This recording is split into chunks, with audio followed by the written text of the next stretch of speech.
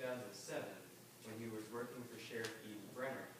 Now right off the bat, Elliot Grantham noticed a lot of problems with the jail. Problems like access to the weapons locker. Now when he mentioned these problems to Sheriff Eden Brenner, the sheriff simply told him, keep your head down, shut up, and do your job. Now, that's not something the employee wants to hear, but it's something he had to listen to since he was a faithful employee. So, Elliot Grantham did what he was supposed to do. He kept his head down, did his job, and didn't say anything. But as the years went on, he did notice a lot of problems in the jail, problems that were really big and that need to be fixed. And all was going fine until June 28, 2012, then all hell broke loose. June 28, 2012, you see what happened was, Grantham was doing bed checks as he normally would, and he was a roving guard. Now, Elliot Grantham always did bed checks perfectly and never got in any trouble with them. Unfortunately, there was a fire downtown, and Sheriff Eden Brenner called many of his employees to go help with the fire. But that was a poor decision. Elliot Grantham did not even know about the fire, so when he showed up to work, nobody was there. The only guards that he saw were Officer Riley Lynn in the control center and himself. So he proceeded to do what he was told to do by his boss. He kept his head down, he shut up, and he did his job. But procedure says that 2 guards must do bed checks. Well, since Elliot Grantham had to listen to his boss, unfortunately, he had to violate that procedure because there weren't 2 guards to do bed checks with him. So his life was at risk. But Elliot Grantham continued.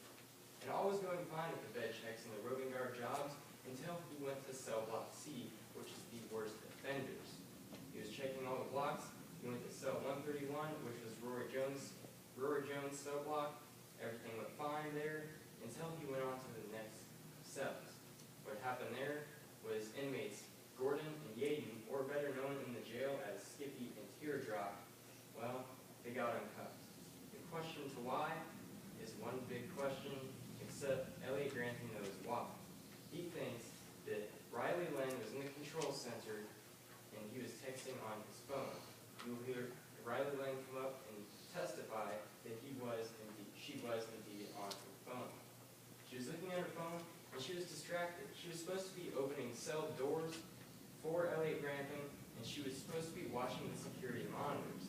But since she was texting on her phone, something must have slipped up because 2 of the inmates got out.